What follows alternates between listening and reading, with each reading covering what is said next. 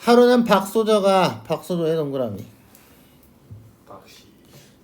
시부목계 무난하고 무난 인사죠. 절환 뒤에 엎드려서 이판서에게 아뢰었다. 이판서의 동그라미. 내일 아침에 노복을 종로 여각에 보내어 거기서 매매되는 수십 팔의 말 중에서 제일 못난 비루먹은 말의 값을 물으면 7냥을 달라고 할 것이니 못 들은 채 하고 300냥을 주고 사오라 하십시오. 대어가 이렇게 좀 길지, 그치? 그러면 묶어놓고 무슨 말을 하는지 옆에 단어로 쓰면 돼. 뭐 하고 있어? 바가지 쓰고 사오래요. 미래 예측. 내 말이 이상하지 않느냐? 그 곡절은 후일에 알게 될 것입니다. 이 판서는 자부라는 단어 모르나? 자부의 밑줄. 자가 아들 자거든요. 부가 부인 아내부예요, 아내부. 그래서 아들의 아내, 며느리죠. 며느리란 단어입니다. 그래서 며느리의 비범한 재주를 믿기 때문에 비범한 재주의 밑줄. 그래서 이 판서는 이미 알고 있었다. 노복이 7명에 정해놓고 말 거관공과 남은 돈을 나누어 먹기로 하고 비루망을 끌고 돌아왔다. 와, 이놈도 이상한 놈이지. 노복의 동그라미 쳐봐. 이놈이 뭐래? 오. 거관공과 남은 돈을 나누어 먹기로 했대. 횡령했대요. 삥땅 쳐먹기로 계획을 하고 비루먹을 말을 끌어왔대. 박소저가 한참 보다가 말했다. 저 말을 도로 갖다 주라고 하십시오. 네 말대로 300냥을 주고 사온 말인데 왜 다시 퇴하라는 거냐? 이 말은 300냥 가치의 말인데 그 값을 덜 주고 사왔으니의 밑줄. 뭐 때문에? 노복이 삥땅 쳐먹기로 약속했기 때문에. 여기까지 이해됐나요? 이해됐어? 무슨 쓸모가 있겠습니까? 이 편서가 놀라서 노복을 족치니 노복이 빌면서 사죄하고 다시 말 여각으로 가서 300냥을 다 주고 말을 끌고 돌아왔다. 자, 그래서 이제 노복이 잘못을 이제 가서 이제 해결하고 왔다. 박소자는 이 판서에게 말 기르는 법을 알려주었다. 말 기르는 법의 밑줄. 이 말은 하루에 깨 한 대와 백미 5홉씩 죽으로 쑤어서 3년 동안 먹이되 이 초당들에 풀어놓고 밤에도 찬이슬을 맞게 하십시오. 그러면 3년 후에 기나게 쓸 일이 있습니다. 이게 바로 말 기를 법이죠. 근데 언제 쓰려고? 3년 후에 쓰려고. 그러니까 이 박씨는 계속해서 뭔 능력이 있어요? 예지 능력이 있다라고 보시면 되겠습니다. 박소저의 계획대로 후원해서 3년 동안 놓아 먹였다. 하루는 박소저가 이파선께 여쭈었다. 내일 명나라 칙사가 남대문으로 들어올 것입니다. 믿을만한 노자에게 분부하여 우리말을 끌고 가서 기다렸다가 칙사가 값을 묻거든 38,000냥의 밑줄. 3년 동안 밥 먹여서 얼마를 더 받아요? 37,700냥을 더 받습니다. 그래서 그래서 이제 돈을 많이 벌 수 있죠. 그럼 이거 7냥에 샀으면 더 개꿀 아니에요? 아, 그쵸. 벌레네. 과연 명나라 칙사는 장수는 말을 38,000냥에 사갔다. 이 말은 천리마였던 것이다. 천리마의 밑줄. 그래서 비루먹은 말이 천리마였던 것을 알아보는 능력도 가지고 있었다. 미래 예측뿐만 아니라 두 가지 능력이 나왔습니다. 여기까지 이해됐죠? 이 무렵의 나라에서는 과거를 시행하여 인재를 전국에서 뽑게 되니 20액 동그라미 등장인물입니다. 드디어 과거에 응할 준비를 하고 내일이면 대궐 안 과장으로 들어가게 되었다. 그날 20액은 박소저의 시녀 개화의 동그라미 전해주는 박소저의 연적의 밑줄.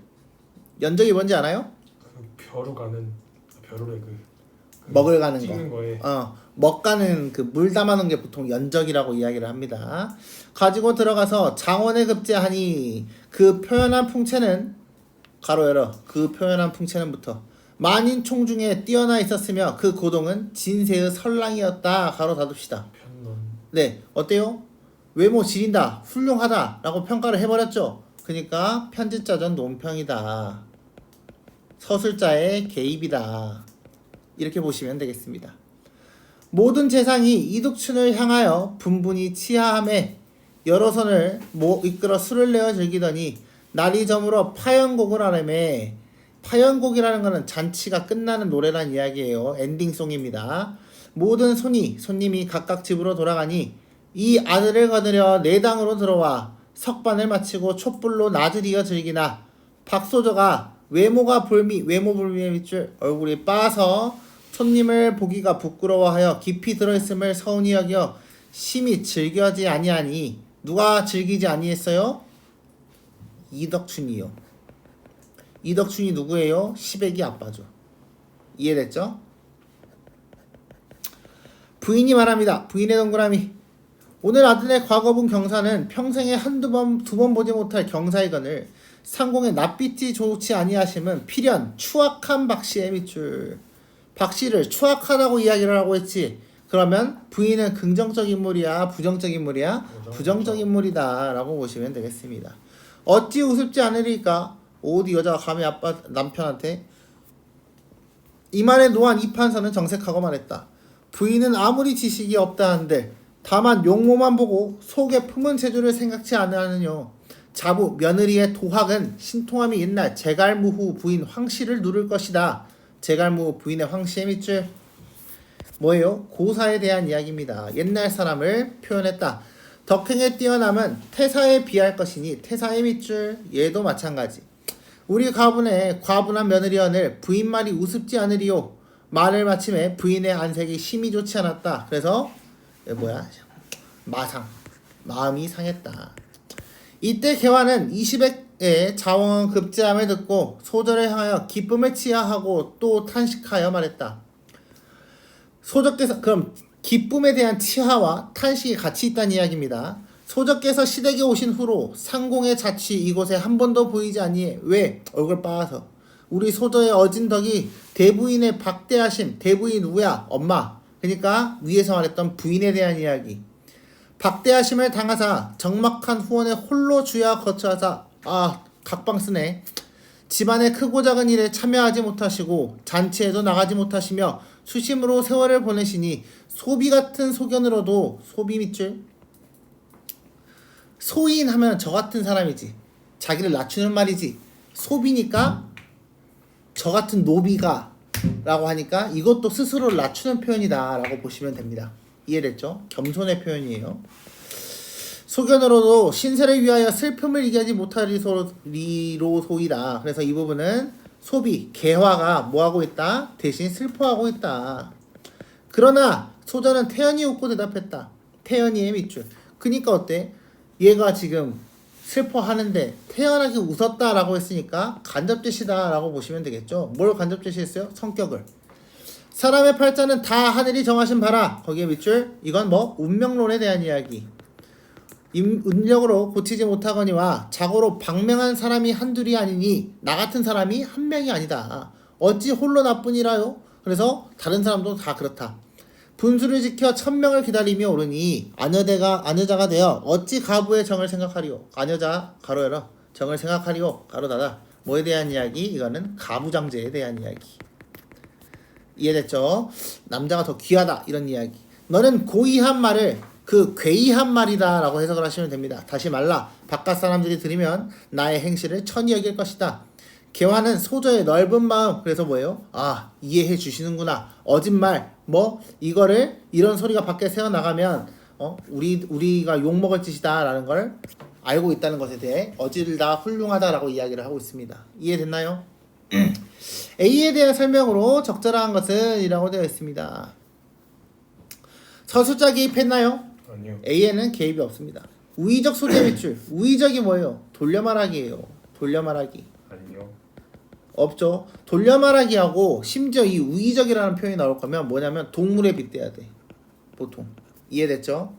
이솝 우화 할 때 우가 이 우의적 할 때 우에 대한 이야기입니다. 다양한 언어 유희 밑줄. 말장난 있었나요? 없었죠. 현실과 환상을 반복. 꿈과 현실을 왔다 갔다 했나요? 아니죠. 특성 대상과 관련된 사건들을 시간 순서에 따라 압축하여 제시하고 있다. 그래서 뭐예요? 3년이 쓱 지났다. 이렇게 이야기를 해버렸습니다. 답은 5번이 되겠네요. 5번 보겠습니다. 윗글에 대한 이해로 적절하지 않은 것은 노복이 이판사에게 문책을 당한 것은 책무를 수행하는 과정에서 사사로이 이익 뭐예요? 돈빈 띠 까먹었죠? 맞는 말이죠. 21기 박씨를 백안시의 밑줄. 이 백안시라는 거 뭐냐면 백안이 뭐지? 백안이 뭐냐?